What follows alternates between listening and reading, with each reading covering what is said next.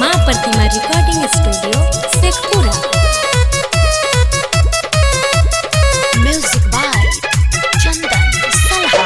Phone जादी करो ही तो बताबो हो बिजी फुगे हेगे।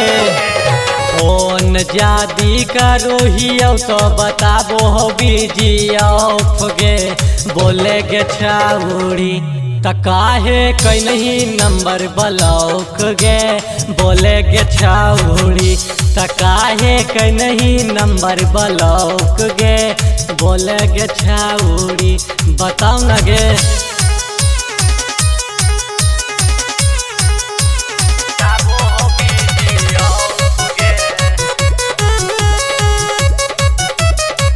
माँ प्रतिमा रिकॉर्डिंग स्टूडियो शेखपुरा।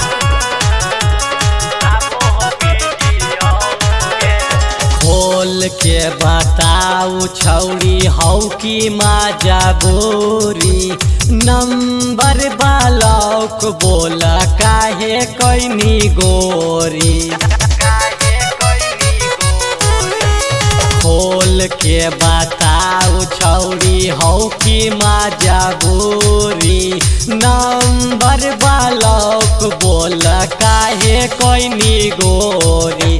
बजरिया में मिले बोलाबो हानि पहले शौक से।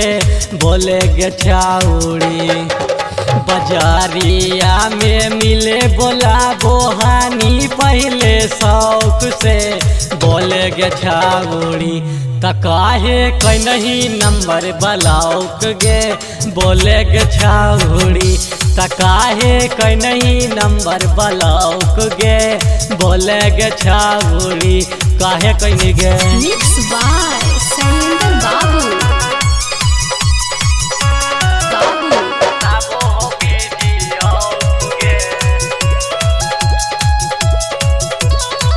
माँ प्रतिमा रिकॉर्डिंग स्टूडियो शेखपुरा।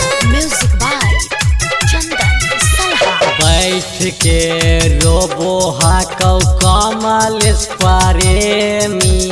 कौनो चीज के रिसु राजा दिल कौना ही कमी। बैठ के रोबो हाकौ कमल प्रेमी। कौनो चीज के रिसु राजा दिल कौना ही कमी। कितना दिन से रख ले हाखी अपन सुने शौक गे। बोले गे छाउड़ी कितना दिन से रख ले हानि बोले नहीं शौक से। सुने गे छाउड़ी त काहे कहीं नहीं नंबर ब्लॉक गे।